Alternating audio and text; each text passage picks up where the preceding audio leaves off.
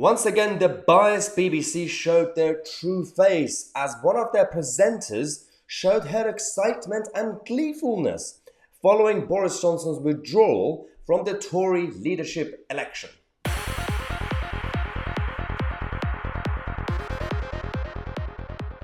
Welcome back to the show, everybody. As you remember, last night was already dramatic as we had the former Prime Minister Boris Johnson pulling out last minute for the second time, at least in his life, from the Tory leadership election. So we had to deal with that drama. But the BBC at 10:30 p.m. they had their paper review show, and what happened here was that one of their presenters, Martin Coxall, did a bit of a whoopsie, at least, because compared to any other channel, any other mainstream channel that has to answer to Ofcom, the BBC also have their Royal Charter. So when it comes to the impartiality rules, they have extra tough rules. Now, whether it's right or not, it's their own problem. It's if they want to go private, if they want to become an independent outlet, you can do whatever you want. But you currently live on benefits. You get a chunk of taxpayers to fund your organization. And, in terms of the title, state, essentially you're a state-controlled outlet.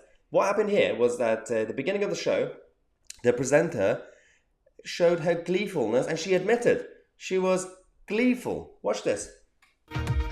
Well, this is all very exciting, isn't it? Hello and welcome to our look ahead to what the papers will be bringing us tomorrow. Am I allowed to be this gleeful? Well, I am. And joining us is parliamentary journalist Tony Grew and chief political... Am I allowed to be this gleeful and cheerful? Well, so when I tweeted, or a number of people tweeted at that time, we said, well, it is disgusting that she's celebrating Boris Johnson withdrawing.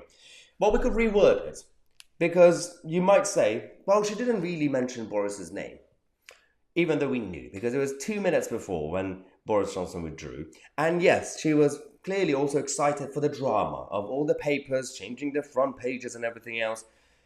But when you add this incident to what happened 17 minutes later, put them both together, it's not a good look for the BBC.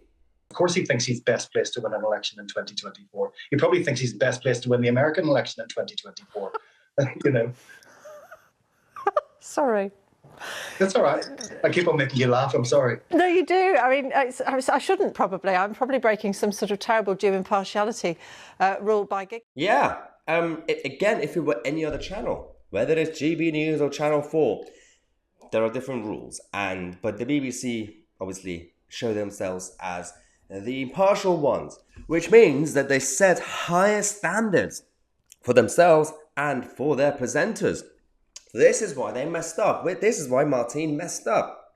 And right now, we will find out exactly what's going to happen in terms of reaction from the BBC bosses. We'll find out if there's going to be any clarification, because throughout the whole show, she kept giggling every time Boris Johnson's name was mentioned in a mocking way. That the guy was making fun of Boris Johnson, and she decided to giggle.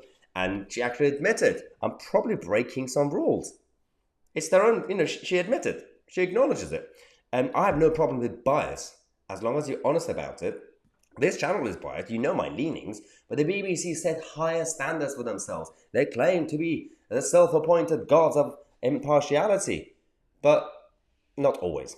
This is why we made this video update for you guys, to give you guys all the detailed clarification on what happened last night. Now, we're going to come back throughout the day with all the news stories regarding the Tory leadership election and everything else in this country. So subscribe to the channel.